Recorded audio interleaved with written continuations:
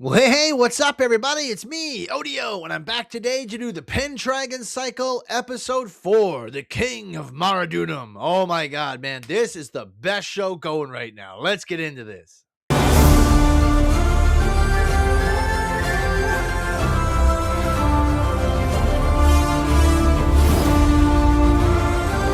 Oh man, that theme song music gets me pumped every time. I'm so excited to watch these episodes every week when they come out. I'm all caught up now, so I'm able to watch them right away when they come out. But man, it's another great episode of awesomeness. This one is an hour and like 10 minutes long almost. I think it's the longest one, and they really pack it in here.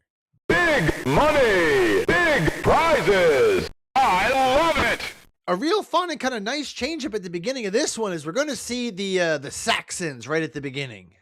We actually witnessed them kind of training these two guys fighting and killing each other, which gets referenced later on. They're like, oh, they don't do that. Oh, yes, they do. They fight to the death, and they have their leader there, Hengist. I'm not sure if that's how it's pronounced, but you get to meet him, and then you get to find out what happens with Vortigern's son, who comes looking for allies with the Blood Pact and stuff.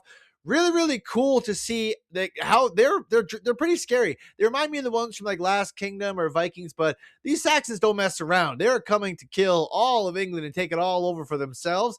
And they hear of threats and things like that, but the way they portrayed violent, angry, and just like almost an animalistic nature to them, real cool to see on the screen. I wouldn't want to mess with them. 500 street fights and you can consider yourself a legitimate tough guy. But again, I'm going to try not to get too spoilery, just kind of broad strokes. But as the story opens up, we know we've got a great reunion from the end of last episode. Yes, Merlin has re-met his mother. She's still alive and, goodness, still looking great. They really do carry the years differently. And he meets the king of Innis Avalok. I don't know, King Avalok. He calls him the Fisher King.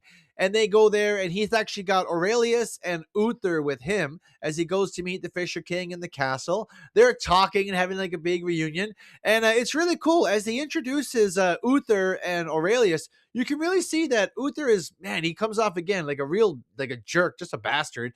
And Aurelius, man, he's got the aura of a king as well, almost like Merlin. Yeah, well, that's just like your opinion, man.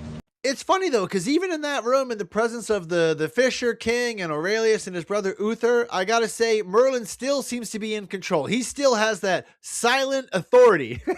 Shout out to Dagpo Augustine in the comments. He used that phrase. I love that. That is what Merlin portrays. Even though he's talking to kings and future kings and leaders, they listen to him. Like, Aurelius asked him to be his advisor last time. And now this episode, he's really going to work to help him out.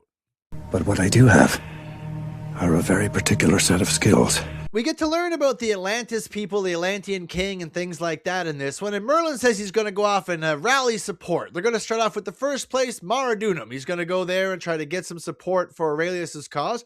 Uther comes out like he doesn't trust him. So he's like, I'm gonna go with him, make sure he like matches what he's gonna do. So they all set off. Him and Peleus and Merlin go off.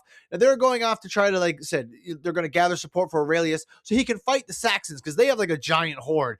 And Aurelius stays there with the Atlanteans, and it's really good. We get a lot of time with him here. Ho, ho, ho, ho, ho! Come in and know me better, man! Do not worry, our regularly scheduled programming with Tom Sharp's Merlin will return, but like when we get Aurelius at the castle of the Atlanteans, we learn a lot of things that I did not know because they seem to have advanced technology and things. And Aurelius points this out and says, why don't you help us fight the Saxons? Like they're burning your villages too. And we learn the Atlanteans haven't had any kids since Merlin, pretty much. And they're very few in number, although their technology is really good. Their king kind of says it's all like a big illusion. The Atlanteans are kind of like more portrayed as like a race of elves, like they're very few in number, living off. They almost seem ethereal, seem to have abilities and powers and technology nobody else has, but they are truly, truly very low in number with such a low birth rate that they can't really make a big difference in a pitched battle. I will diminish and go into the west. But then, of course, the Aurelius, he finds out that, the Saxons are attacking and burning villages right next to where they are. So even though he's alone, like he decides he's going to go out and try to stop them. It's really good. You really get, he's got the nobility of a king. Even though he's got no army, nobody behind him, he knows his people are under attack and he just has to go defend them. You got to respect it. Attaboy. It's nice too, because it kind of seems like Merlin's mom is sort of liking him, Karis or whatever. She kind of likes Aurelius. She sort of goes with him out there. And we do get to see the Saxons burning, pillaging, killing. This show does a great job. The combat feels visceral. You really see the effects, like the burning village, people screaming and crying and dying. And then when Aurelius shows up, you get it was a great fight scene. And you get to see if the Atlanteans were to get involved, you can see right away the Saxons they're hesitant. They don't want to fight them if they don't have to. But who knows? They may come back with a horde. The Atlanteans are taking more of a we're not going to get directly involved type thing. But we really get to see the nobility of Aurelius here, and it really shines. I think he might be a great king. I don't know a lot about him. Wait a minute! Who are you? But off to the main event with Merlin, we do get a nice moment with his mother. Before he leaves, she offers him his old sword. I don't know if it's like Excalibur. I think I can't remember. Someone told me, but I don't remember. But the sword she has, the Fisher King sword, she tries to give it back to him. Like it's supposed to be his, the ruler of the High King. And he says, give it to Aurelius. And she's like, no, I'm giving it to you. But it's kind of like when he takes it out, the sword talks to him. Kind of reminds me of Cutter from like Dris Do'Urden, or if you ever read, you know, if you ever read those novels. Seems like it's one of those swords which will improve his overall fighting acumen and his battle knowledge and his ability to kill and win in fights. And it's like he doesn't want it back for some reason. He won't take it. But I don't know. There's a whole nother story there, I'm sure. Well, we're waiting. But anyway, when Merlin and his entourage, Peleus and Uther, finally go to Maridunum, it's very strange what happens here. There's a big backstory for Merlin here. There's even like an old epitaph from him like 100 years ago saying how he slayed 500 men once on the battlefield, 70 men at the gate all on his own. And the picture looks totally badass. And he's carrying that sword, which kind of lends to the lore like, oh, that's why he doesn't want this sword. He doesn't want to be the bloody Merlin ruler. But I gotta say, I liked how that looked. It looked really cool. And he finds out that Maridunum is basically in disarray. There's another ruler, the ruler of Belgae, I think it was, something like that. He's going around like a dragon. He's attacking, or not even attacking, threatening all the smaller hamlets, taking their grain and stuff so he can sit like a fat dragon and try to wait the Saxons out. Merlin doesn't like this, and he wants the Maridunum people to come join him and join Aurelius in their combat to fight the Saxons. And we're going to get the Belgae people to join too. That they may take our lives, but they'll never take our freedom! There's a really cool side thing with Uther and some guys in a bar and everything, and you get another cool moment with Peleus, Merlin's little sidekick there. He really is like Sam. Honestly, he would fight mountains of killers to protect Merlin, and I don't want to spoil it because you should watch it, but you get to see him really stand up to some people that I didn't think he'd have to, and you do get to see Merlin finally use some more of his powers. He freezes people in place in this one.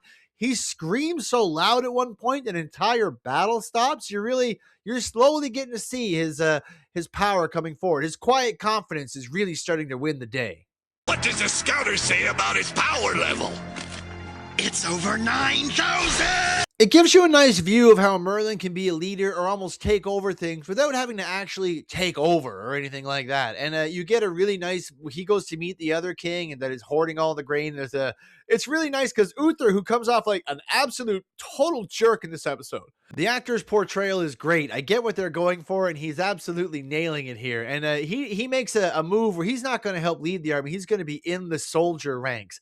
And Merlin uses this to his advantage, which I didn't see coming. But he has a very cunning way of putting it in negotiations later on, and it kind of works out in their favor. So maybe Uther's not the jackass I think he is, or maybe he is. I don't know. Maybe he's just a jackass. Even a broken clock's right twice a day.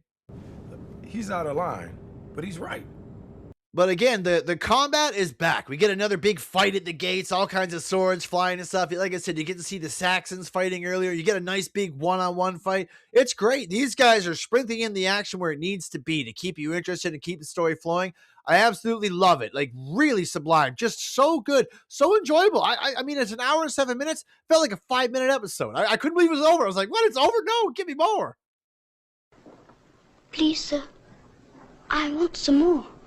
We do also get some of the, is it Morgan or Morrigan? I'm not sure how to pronounce her name. She was the Merlin's mom's sister. She tried to seduce his dad, Taliesin, back in the day. Well, we click over to her. She's at some kind of castle, and it seems like she has a son, and he's very young. So I don't know, like, is she not like one of the Atlanteans? Does her kid not count, or do they just like not know, or did she do some horrible evil thing to have that kid? Her kid's portrayed as pretty wacko. He looks like he's like hurting small, like a little crab or something at one point. I don't know what's going on over there, but the whole tone of that side of the show feels very dark. The castle she's in seems, I don't know, drafty, almost dark. There's like another son, and we get to see. I'm pretty sure it's that god or whatever that Taliesin. He asked him to lift the stone in the early episodes. It looks like she's working with that god or whatever, which it kind of makes sense. We did see her do the horrible stuff with the horse in episode 2, so anyway, I hadn't seen her for a while, so she's still in it, and she's still looking pretty evil. So I got a feeling she's going to come in and try to interfere with things going forward. But honestly, overall, the Pendragon cycle is the great show that just keeps on giving. Action, adventure, magic, warfare, intrigue. It's got everything. I love this show.